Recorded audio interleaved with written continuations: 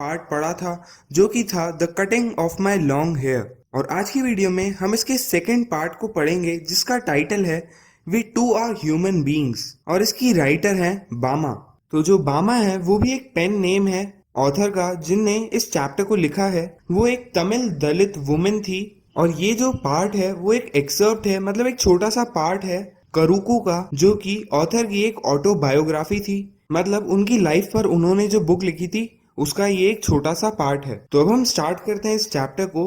तो चैप्टर की स्टार्टिंग में ऑथर हमें बताती है कि जब वो थर्ड क्लास में थी तब उन्हें अनटचेबिलिटी का मतलब नहीं पता था। उन्होंने कभी भी लोगों को ये बोलते हुए नहीं सुना था, पर भले ही उन्हें अनटचेबिलिटी का मतलब नहीं पता हो पर फिर भी उन्होंने इस चीज को फील किया था, एक्सपीरियंस किया था, क्योंकि वो भी एक अनटचेबल कास्ट से बिलोंग करती थी और इसके कारण उन्हें काफी बार ह्यूमिलिएशन भी फेस करना पड़ा था और काफी एम्बैरेसमेंट भी फेस करनी पड़ी थी। पर उन्हें एक्चुअल में नहीं पता था कि ऐसा उनके साथ आखिर क्यों हो रहा है। इसके बाद ऑथर अपने डे को डिस्क्राइब करती हैं। वो बताती है कि वो स्कूल से अपने घर जा रही थी। उनके शोल्डर्स पर एक पुराना बैग उन्होंने टांग रखा था और वो बताती हैं कि उनके स्कूल से लेकर उनके घर का डिस्टेंस तो एक्चुअल में सिर्फ 10 मिनट्स का ही था, पर फिर भी वो घर पहुंचने में कम से कम 30 मिनट तो लगा ही देती थी। और नॉर्मली वो 30 मिनट से 1 घंटे तक ड्वेबल अलोंग मतलब लॉइटर मतलब इधर उधर घूमती रहती थी। वहां पर उनके रास्ते में जो भी फन, जो भी गेम्स होते थे उन सभी को देखती थी। ऑल द एंटरटेनिंग नॉवेल्टीज एंड ऑडिटीज, मतलब जब भी वो घर जाती थी तो रास्ते में उन्हें बहुत सारी चीजें जो काफी एंटरटेनिंग थी, नॉवेल्टीज मतलब बिल्कुल नई नई चीजें, और ऑडिटीज मतलब बहुत ऑड और स्ट्रेंज, मतलब ऐसी चीजें जो उन्होंने कभी भी आज से पहले नहीं देखी थी, वो सब उन्हें देखने को मिलती थी स्ट्रीट्स पर, शॉप्स में और वहां पर बाजार्स में। जैसे कि वो इसके बाद बताती है कि स्ट्रीट्स पर उन्हें परफॉर्मिंग मंकीज मतलब जो मंकीज हैं उनके परफॉर्मेंस देखने को मिलते थे। स्ट्रीट पर स्नेक चार्मर्स होते थे, मतलब जो एक बॉक्स में एक स्नेक को रखते थे और थोड़ी थोड़ी देर में उसे दिखाते थे। वहां पर एक ऐसा साइकिलिस्ट भी था जो कि 3 दिन से वहां पर लगातार साइकिल चला रहा था। From the break of the day, मतलब वो सुबह से ही उसमें जितनी ताकत थी उतनी ताकत से वो साइकिल चलाता था, pedalling as hard as he could. और साथ ही में ऑथर ये भी बताती है कि लोग उस साइकिलिस्ट की शर्ट पे रुपी नोट्स को पिन कर देते थे, जो उस साइकिलिस्ट को स्पर करता था, उसे और ज्यादा मोटिवेट कर देता था और तेज चलाने के लिए। द स्पिनिंग व्हील्स, मतलब जो जायंट व्हील्स होते थे वहां पर। द मरियाता टेम्पल, मतलब वहां पर एक टेम्पल भी था जिसका नाम था मरियाता टेम्पल, और वहां पर बड़ी बड़ी बेल्स भी हैंग करी हुई थी, वहां पर लटका रखी थी। पोंगल ऑफरिंग्स, तो जो पोंगल है वो एक राइस से बनने वाली या चावल से बनने वाली डिश है जो कि टेम्पल के सामने बनाई जा रही थी। वहां पर एक गांधी जी का स्टैचू भी था जिसके नीचे ड्राइड फिश भी सेल की जा रही थी एक स्टॉल पे। उसके बाद वहां पर एक स्वीट स्टॉल भी था, मतलब मिठाइयों का स्टॉल भी था। एक ऐसा स्टॉल भी था जहां पर फ्राइड स्नैक्स बेचे जा रहे थे, और ऐसी बहुत सारी स्टॉप्स थी एक के बाद एक। वहां पर जो स्ट्रीट लाइट्स थी वो भी अपना कलर चेंज कर रही थी ब्लू से वॉयलेट में। नारिकुरा one hunter gypsy with his wild lemur in केजेस।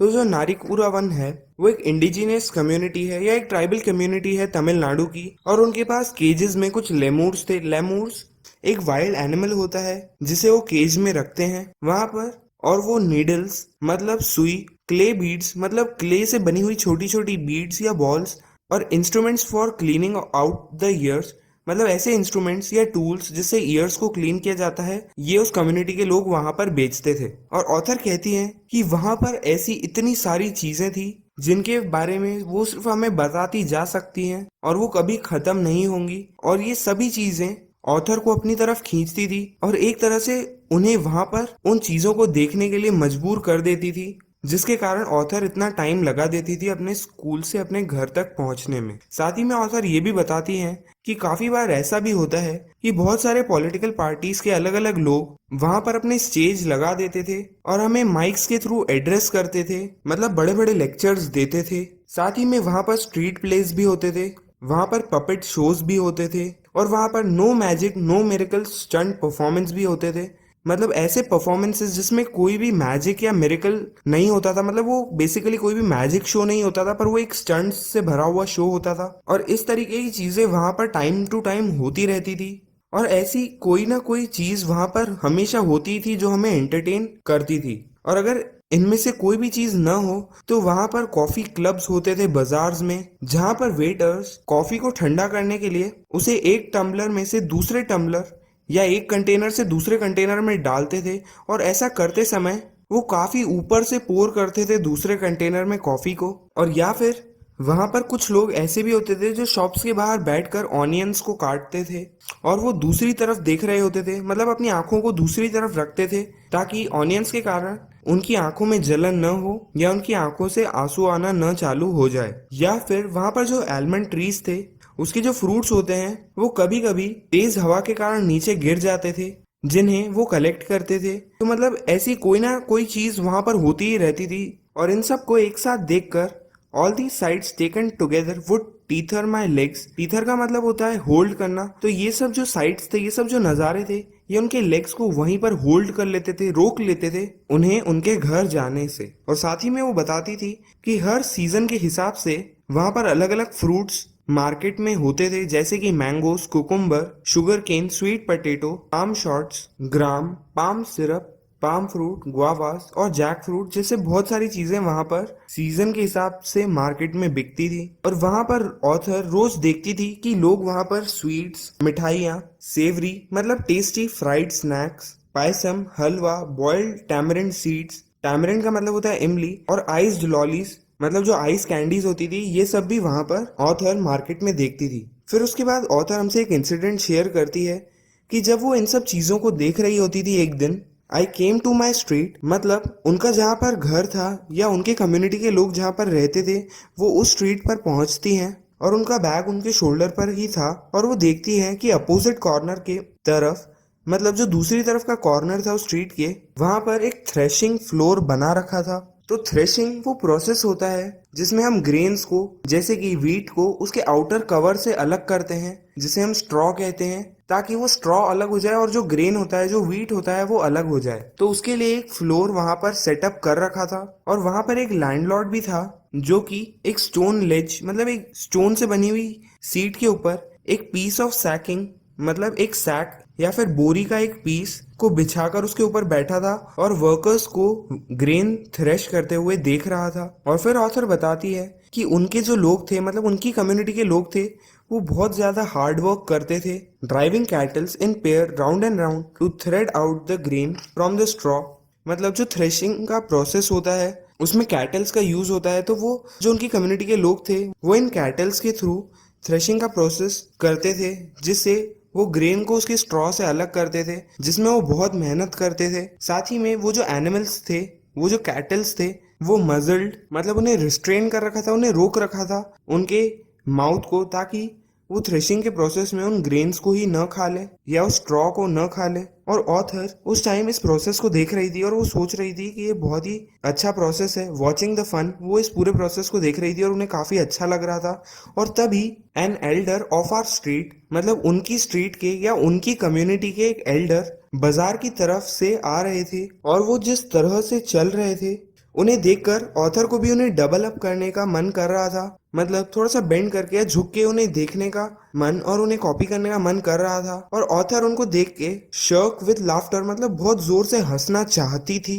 The site of such a big man carrying a small packet in that fashion, मतलब वो इसलिए हंसना चाहती थी क्योंकि वो देख रही थी कि वो इतने बड़े आदमी हैं, वो एक एल्डर हैं, फिर भी वो एक छोटे से पैकेट को कितने अजीब तरीके से उन्होंने उसे पकड़ रखा था। ऑथर गेस करती है कि उस पैकेट में जरूर वदई यानी वड़ा या फिर ग्रीन बनाना भजी या फिर ग्रीन बनाना भजियास था उस पैकेट में, क्योंकि ऑथर देख सकती थी कि वो जो रैपिंग पेपर था जिसमें वो रखा हुआ था उस पे ऑयल के निशान थे और उन्होंने उस पैकेट को उस पैकेट की स्ट्रिंग से पकड़ा हुआ था, मतलब बिल्कुल ऊपर से पकड़ा हुआ था और वो बिल्कुल भी उस पैकेट को टच नहीं कर रहे थे। और ऑथर उनको देख के सोच रही थी कि अगर वो इस तरीके से उस पैकेट को पकड़ेंगे तो हो सकता है कि उस पैकेट में से वो वदईस नीचे गिर जाएं, क्योंकि वो उस पैकेट के नीचे से उसको बिल्कुल भी सपोर्ट नहीं कर रहे थे और ऑयल के कारण वो पैकेट वहां से फट सकता था। और वो जो एल्डर थे वो सीधा गए वहां से लैंडलॉर्ड के पास, वो उनके सामने झुकते हैं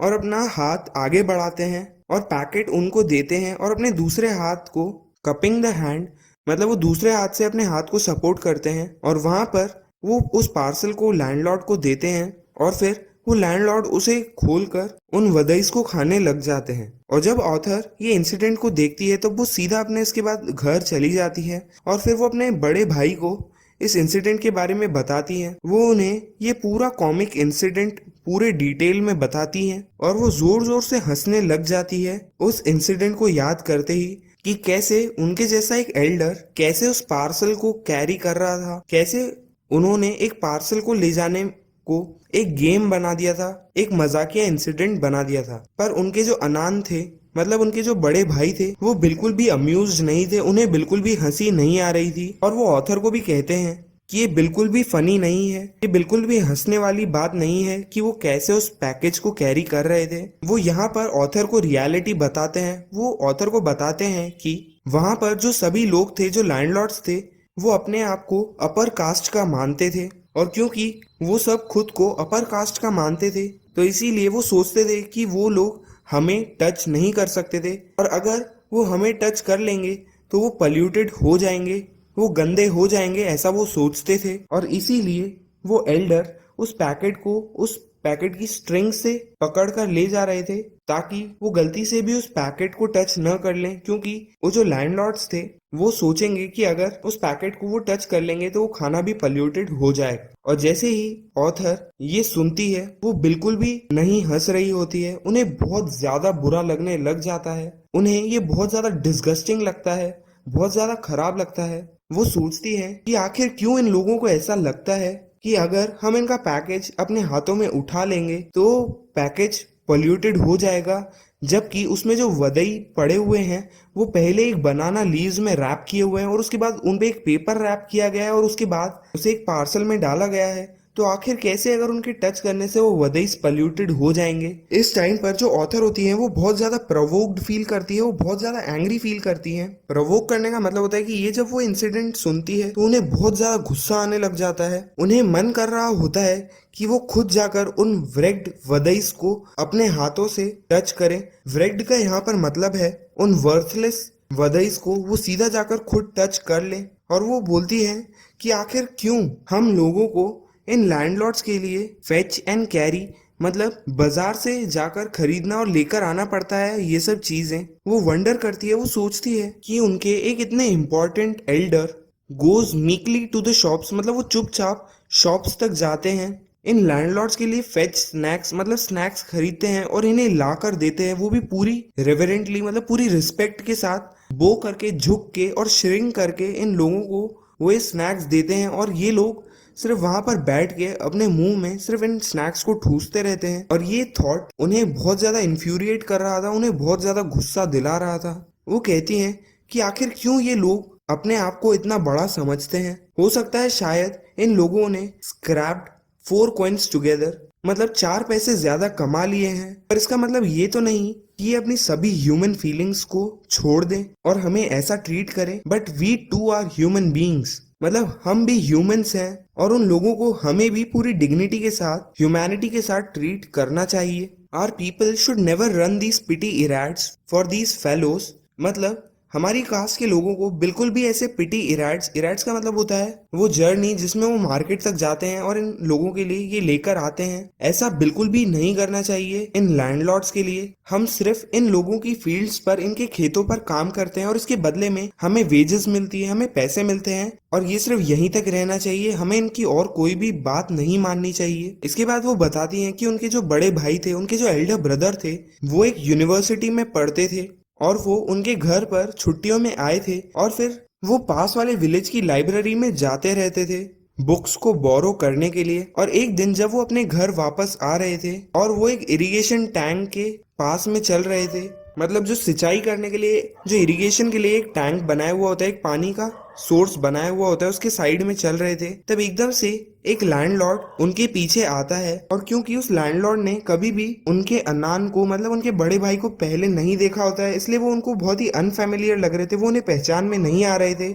इसीलिए वो उससे पूछते हैं, who are you appa, what's your name, कि भैया आप कौन हो, आपका नाम क्या है। तभी ऑथर के बड़े भैया उन्हें, उस लैंडलॉर्ड को अपना नाम बताते हैं और तभी एकदम से वो आदमी पूछता है, thambi, on which street do you live, मतलब रुको, तुम कौन सी स्ट्रीट पर रहते हो? और उस लैंडलॉर्ड का ये पूछने का पूरा मोटिव यही था कि अगर वो उन्हें अपनी स्ट्रीट का नाम बताते कि वो कहाँ रहते हैं, तो उससे उनको उसकी कास्ट पता चल जाती। और एक बार उन्हें उनकी कास्ट पता चल जाती कि वो लोअर कास्ट से बिलोंग करते हैं, तो वो बिल्कुल भी उन्हें फिर अच्छे से ट्रीट नहीं करते। तो ऑथर के जो अनान मतलब उनके जो बड़े भैया थे, वो उन्हें बहुत सारी ऐसी चीजें बताते थे।